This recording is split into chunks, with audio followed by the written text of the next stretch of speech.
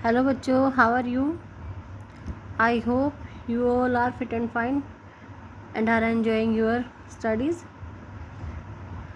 चलिए, स्वागत है आप सभी का आपके अपने YouTube channel special commerce classes with Geeta ma'am में। मैं हूँ गीता और आप देख रहे हैं मेरा YouTube चैनल जिसमें मैं करवाती हूँ आपको बोर्ड के क्वेश्चंस। इससे पहले मेरी 16 वीडियोज़ आ चुकी हैं, मेरी 17 वीडियो है। अगर आपने पहले वाली वीडियोज़ नहीं देखी हैं तो प्लीज़ आप उन्हें देखें, पसंद आए तो लाइक करें, सब्सक्राइब करें, शेयर करें। अगर आप चैनल पे नए हैं तो सब्सक्राइब करके साथ में लगे बेल आइकन को ज़रूर प्रेस करें ताकि हर आने वाली वीडियो की नोटिफिकेशन आपको टाइम पे मिल जाए। ठीक है, इससे पहले वाली वीडियो में ना मैंने आपको फाइनेंशियल मार्केट यानी कि बिजनेस स्टडी शुरू करवाई थी और बहुत इंपॉर्टेंट टॉपिक है, पेपर में आने वाला।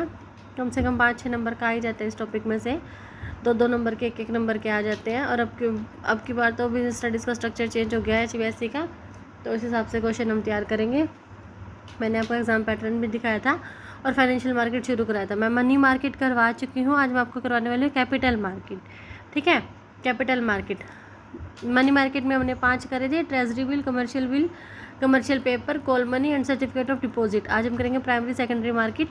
इसके बाद ना पेपर में आने वाले क्वेश्चंस भी मैं बताऊंगी कि किस तरह के क्वेश्चन आए हैं इन मार्केट में से। तो प्लीज़ प्लीज़ प्लीज़ वीडियोज़ को पूरी देखें, लास्ट तक देखें, अदरवाइज़ हम बोर्ड के क्वेश्चंस का आंसर दे ही नहीं पाएंगे।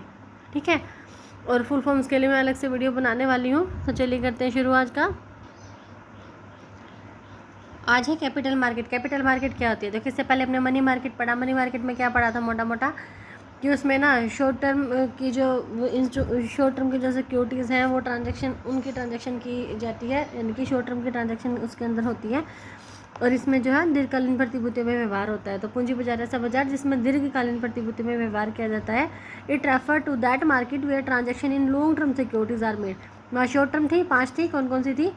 Treasury bill, commercial paper, call money and certificate of deposit. और यहाँ पे आ गई हमारी, हम 5 डिटेल में हमने डिस्कस करी है।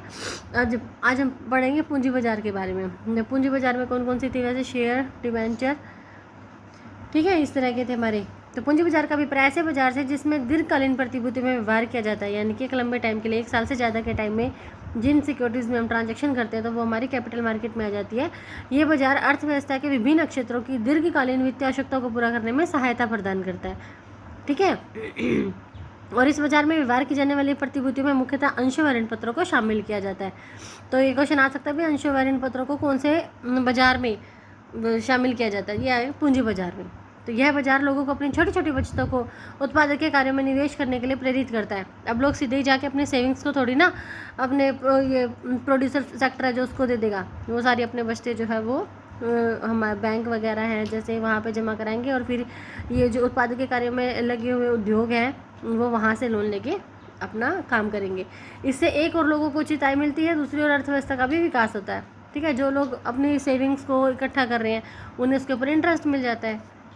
तो पूंजी बाजार की प्रकृति कैसी हुई? सबसे फर्स्ट कि इसके 2 अंग होते हैं। ये क्वेश्चन भी बोर्ड में आया हुआ है कि कौन से बाजार के 2 अंग होते हैं, पूंजी बाजार के कि मुद्रा बाजार की। ठीक है, और ये विपरात्मक बाजार कौन से बाजार का अंग है?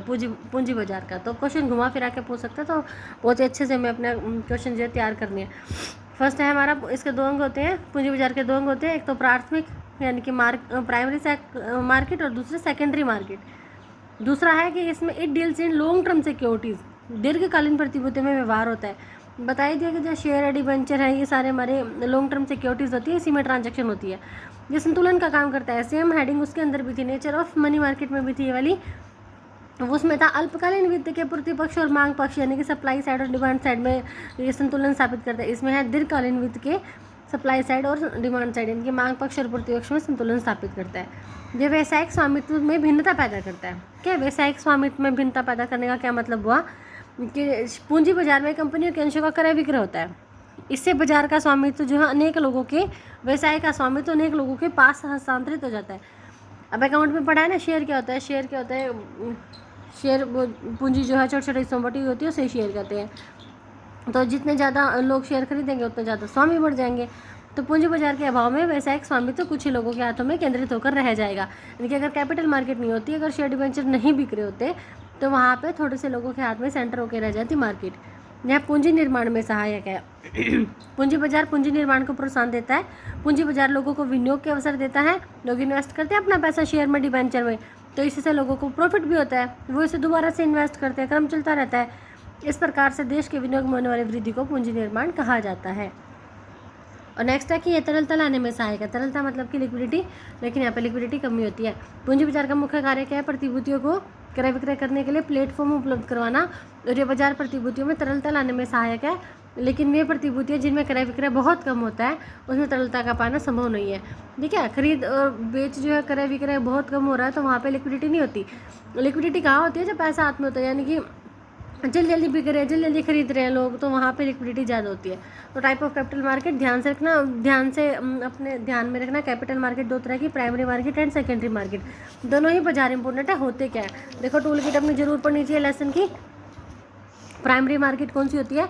यह वह बाजार है जिसमें दीर्घकालीन पूंजी एकत्रित करने के लिए प्रतिभूतियों को पहली बार बेचा जाता है। तो क्वेश्चन आ सकता है कि भाई जब प्रतिभूतियों को पहली बार बेचा जाता है तो कौन से बाजार में बेचा जाता है? ठीक है, it refer to that market in which securities are sold for the first time for collecting long term capital. प्राथमिक बाजार में इनको बेचा जाता है। तो इस बाजार का संबंध क्या है? नए इशू से होता है, इसीलिए इसे क्या कहते हैं? नई इशू मार्केट, यानी कि NIM कहते हैं, न्यू इशू मार्केट। इस बाजार के माध्यम से नई स्थापित और पुरानी दोनों प्रकार की कंपनियां जो पूंजी इकट्ठा करती है। देखो, नया निर्गमन हो रहा है। नया निर्गमन नई कंपनी भी कर सकती है और पुरानी कंपनी भी कर सकती है। यानी कि अगर पहले से ही कोई कंपनी एस्टेब्लिश है, एग्जिटिंग कर रही है मार्केट में, और वो अगर नए शेयर या डिबेंचर इशू कर रही है ना, तो वो प्राथमिक बाजार में करेगी। तो इसमें धन का प्रवाह कहाँ से हुआ? बचतकर्ताओं से उद्योगों की ओर होता है। तो ये देश के पूंजी निर्माण में प्रत्यक्ष रूप से सहायक होते हैं। इस बाजार से एकत्रित धन का प्रयोग कंपनियां क्या करती है? प्लांट खरीद लेंगी, मशीनें खरीद लेंगी, या फिर बिल्डिंग का आधुनिकीकरण करने, व्यवसाय का विस्तार करने और नई व्यवसाय की स्थापित करने के लिए करती है। फीचर्स क्या हो गए? जो हम ऊपर हेडिंग पढ़ी वहीं से निकलेंगे। इसके फीचर्स भी सबसे फर्स्ट है, इसका संबंध है नए निर्गमन से। प्राथमिक बाजार की पहली विशेषता क्या है? इसका नए निर्गमनों से होना है। जब भी कोई कंपनी नए शेयर या डिबेंचर जारी करती है तो वो इनिशियल पब्लिक ऑफर IPO जो है वो जारी करती है। ये वाला प्रस्ताव प्राथमिक सार्वजनिक प्रस्ताव, इसे क्या कहते हैं? प्राथमिक सार्वजनिक प्रस्ताव, यानी कि सबसे पहला सार्वजनिक जनता को प्रस्ताव किया गया है। Initial public offer IPO, what is the full form of IPO? ये क्वेश्चन आ सकता है। इनिशियल पब्लिक ऑफर, इसका कोई विशेष स्थान नहीं होता, ये कोई ऐसे पर्टिकुलर प्लेस नहीं है। ठीक है, it has no particular place. प्राथमिक बाजार किसी विशेष स्थान का नाम नहीं है, बल्कि नए निर्गमन लाने को ही प्राथमिक बाजार की क्रिया कहा जाता है। इसमें पूंजी एकत्रित करने के कई सारे मेथड है, कई सारे method. It has various method of floating capital. सबसे फर्स्ट क्या जाएगा? Public issue. पब्लिक इशू में क्या जाएगा कि जब कंपनी जो है जनता को जारी कर देती है अपने ये प्रोस्पेक्टस, और फिर वहाँ से इस विधि में कंपनी प्रोस्पेक्टस जारी करके जनता को अंश ऋण पत्र खरीदने के लिए आमंत्रित करती है। ठीक है, नंबर फर्स्ट क्या हो गया? Public issue. सेकंड क्या है? Offer for sale. इसके अंतर्गत प्रतिभूतियाँ पहले निश्चित मूल्य पर एक मध्यस्थ, इनके जो इंटरमीडिएट है उसको जारी करती हैं, और फिर वो जो दोबारा से ऊंचे मूल्य पर आम जनता को बेच देता है। ऐसा करने का मुख्य लाभ क्या होता है कि कंपनी को पब्लिक इशू नहीं करना पड़ता, कंपनी उसकी पेचीदगी से बच जाती है। नेक्स्ट क्या है? Private placement. प्राइवेट प्लेसमेंट में क्या होता है? कंपनियां प्रतिभूतियों को जनता में बेचने के स्थान पर बड़ी वित्तीय संस्था दलालों को बेच देती है। उसमें भी यही बात थी। ये क्या करेंगे? इन प्रतिभूतियों को पुनः अपने विशेष ग्राहकों को ऊंचे मूल्य पर विक्रय करते हैं। विशेष ग्राहकों को जब करेंगे तो वो प्राइवेट प्लेसमेंट में आ गया। इसको पब्लिक निर्गमन विधि पर प्राथमिकता दी जाती है क्योंकि उसकी अपेक्षा यह सस्ती विधि है। ठीक है भाई। नेक्स्ट है राइट इशू। राइट इशू क्या होता है कि जो पहले से ही शेयर होल्डर या डिबेंचर होल्डर है ना कंपनी के, मोस्टली इसमें शेयर होल्डर ही आते हैं, तो कंपनी क्या करेगी? अगर नए इशू जारी कर रही है ना, नए शेयर इशू कर रही है, तो पहले इन्हें कहेगी, इन्हें अधिकार देगी कि आप खरीद लो। अगर ये खरीद लेते तो ठीक है, और कुछ बच जाता है तो फिर आगे वो इशू कर दिया जाता है। इस विधि का प्रयोग वह पुरानी कंपनी करती है जिसने पहले से ही अंश निर्गमित कर रखे हैं। जब कोई पुरानी कंपनी नए अंश निर्गमित करती है तो नए अंश बेचने के लिए क्या करेगी? पहले वो अपने पुराने अंशधारियों को आमंत्रित करेगी। इस निर्गमन को स्वतः निर्गमन कहा जाता है। अंशधारियों को अधिकार होता है कि चाहे वे सारे अंश खुद खरीद ले या फिर किसी अन्य के पक्ष में हस्तांतरित कर दे। नेक्स्ट क्या है? Electronic initial public offer, EIPO। Full form आ सकती है EIPO। क्या है? Electronic initial public offer. इसमें क्या करेगी? कंपनी जो इलेक्ट्रॉनिक माध्यम के द्वारा, इंटरनेट के द्वारा अपनी प्रतिभूतियों को जारी करती है। इस माध्यम से प्रतिभूति जारी करने वाली कंपनी एक शेयर बाजार से समझौता कर लेगी, और शेयर बाजार में काम करने वाली SEBI, security exchange board of India द्वारा अधिकृत किसी दलाल को ऑनलाइन प्रार्थना पत्र प्राप्त करने के लिए नियुक्त किया जाता है। यानी कि इसने क्या करा? दलाल को नियुक्त कर लिया, जो इसकी सूचना कंपनी को भेजता रहता है। प्रतिभूति जारी करने वाली कंपनी एक रजिस्ट्रार की नियुक्ति भी करती है। रजिस्ट्रार कौन होता है? जो अपने रजिस्टर में सारे रिकॉर्ड रखता है, जो शेयर बाजार से संपर्क स्थापित करके निर्गमन को सफल बनाने में सहायता करता है। ठीक है, ये किसके मेथड थे? पूंजी एकत्रित करने की विधियों के मेथड थे हमारे।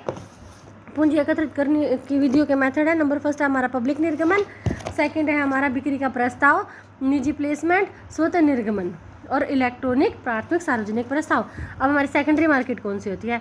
देखिए जल्दी से देख लेते हैं, कल हम इसका डिफरेंस करेंगे और इसके पेपर में आने वाले सारे क्वेश्चन डिस्कस करेंगे नेक्स्ट वीडियो में। सॉरी, गौण बाजार कौन सा होता है? यह वो बाजार है जिसमें पूर्व निर्गमित प्रतिभूतियों का क्रय विक्रय होता है। प्राथमिक बाजार कौन सा था? जिसमें नए इश्यूज होते हैं, यानी कि अगर कोई पहले से एस्टेब्लिश कंपनी या फिर एक नई कंपनी अगर वो अपने शेयर को इशू करेगी तो वो प्राथमिक बाजार में करेगी। लेकिन गौण बाजार कौन सा होता है? जिसमें पूर्व निर्गमित प्रतिभूतियों का क्रय विक्रय होता है, यानी कि रोज के शेयर कंपनियों के खरीदे जाते हैं, बेचे जाते हैं। कौन सी मार्केट में? इस गौण बाजार में बेचे जाएंगे। कोई प्रतिभूति जब पहली बार बेची जाती है तो वो प्राथमिक बाजार की क्रिया होती है, लेकिन जब उसी प्रतिभूति को दोबारा से बेचा जाता है तो वो गौण बाजार की क्रिया होती है। गौण बाजार के व्यवहार प्राय कहाँ पर होते हैं? स्टॉक एक्सचेंज के माध्यम से होते हैं। तो ये क्वेश्चन भी आ सकता है भी, गौण बाजार के व्यवहार जो है किसके माध्यम से होते हैं? ये होते हैं स्टॉक एक्सचेंज के माध्यम से होते हैं। गौण बाजार का मुख्य उद्देश्य क्या होता है? प्रतिभूतियों में तरलता उत्पन्न करना, लिक्विडिटी लाना। देखिए जल्दी से खरीदे जा रहे हैं, बेचे जा रहे हैं, खरीदे जा रहे हैं, बेचे जा रहे हैं। लेकिन सारी कंपनियों के साथ भी ऐसा नहीं होता, हर कंपनी का शेयर जल्दी से नहीं बिकता है, ना ही खरीदा जाता है। इसकी विशेषता कौन सी है? सबसे फर्स्ट क्या है? यह तरलता उत्पन्न करता है। तरलता इसके अंदर ज़्यादा है क्योंकि जल्दी से यहाँ पे खरीद बेच हो रही है अपने शेयर्स की। गौण बाजार की सबसे पहली विशेषता क्या है? प्रतिभूतियों से तरलता उत्पन्न करना। तरलता का अभिप्राय प्रतिभूति को अतिशीघ्र नकदी में बदलने से है। यह काम गौण बाजार के द्वारा होता है। सेकंड है, यह प्राथमिक बाजार के बाद आता है। थर्ड है, इसका एक विशेष स्थान होता है, उसमें नहीं था उसमें था it has no particular place, लेकिन इसमें आ जाएगा it has a particular place. Particular place का मतलब क्या है? इसमें सेबी जो है सारे इसमें प्रतिभूति का सभी क्रय विक्रय स्टॉक एक्सचेंज के माध्यम से ही किया जाता है और दो व्यक्ति आपस में भी इनका क्रय विक्रय कर सकते हैं। ये भी गौण बाजार का व्यवहार ही कहलाएगा। प्राय अधिकतर व्यवहार स्टॉक एक्सचेंज के माध्यम से ही होते हैं और ये नए निवेश को प्रोत्साहित करता है। शेयर बाजार में अंशों व अन्य प्रतिभूतियों के भाव कम अधिक होते रहते हैं। ठीक है, रोज के कंपनियों के जो शेयर हैं उसके मार्केट प्राइस जो अप डाउन होते रहते हैं।